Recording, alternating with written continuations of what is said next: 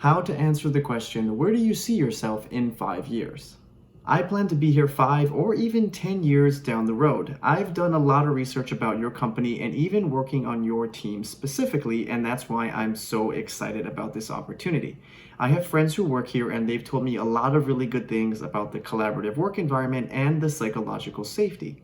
You may have noticed on my resume that at my last 2 roles, my stints were a little short. And that's not because I wanted to leave and just use it as a stepping stone, but in my last job, we had some layoffs and unfortunately my role was affected. And in the job before that, I was promised and pitched a job that was a little bit different than what actually occurred when I showed up there. And the culture wasn't the right fit for me.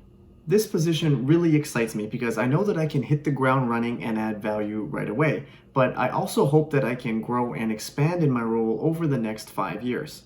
One of the new skills that I actually want to pick up is working with different geographies, regions, and time zones. And as I learn and grow into new skills, I definitely plan on sharing them with the team so we can all get better together and hopefully make this company better.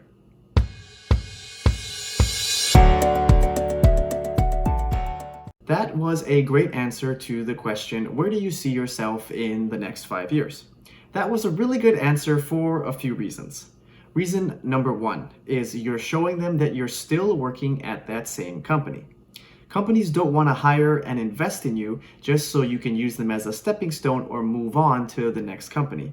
Training, hiring, and recruiting are all very, very expensive, and they definitely don't want to waste all that valuable time, effort, and money. Reason number 2, you are showing them that you plan on growing in your role. Companies don't want to just hire an average performer or average worker. They want someone who's going to strive to continuously improve and expand their responsibilities in the role itself. Reason number 3, you are showing the company that you plan to continue learning and adding new skills to your arsenal. Companies love it when you continue to learn new skills because it basically means you can do more work for the job that they hire and pay you to do. So they love it because they're basically getting more bang for their buck.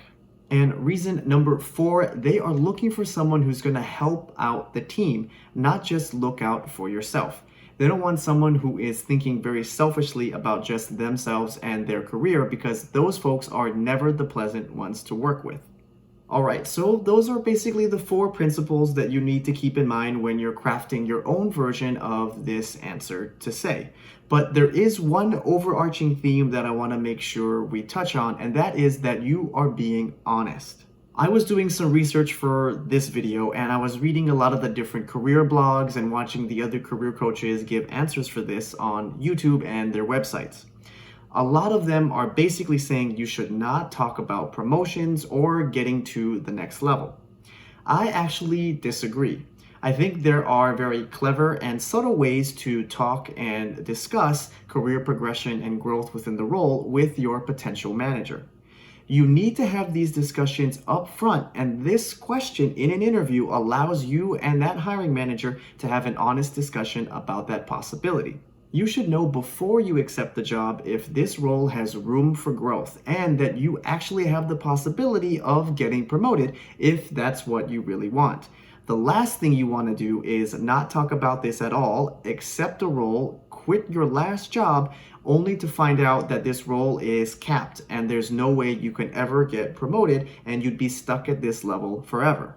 Alright, well that basically covers all the main tips and points, and I even gave you a really solid example of how to answer the question, where do you see yourself in the next 5 years? This is another part of our interview coaching series, and I have quite a few other videos on how to answer really popular interview questions, like tell me about yourself and why do you want to work here. I will have those links up here in the eye icon there, as well as in my description down below. Again, thank you everyone for tuning in and watching another one of our videos. If you love the content, please subscribe and click one of those thumbs up buttons. It doesn't cost you anything, but it really does help out our channel. Thank you all for watching, and we'll see you in the next video.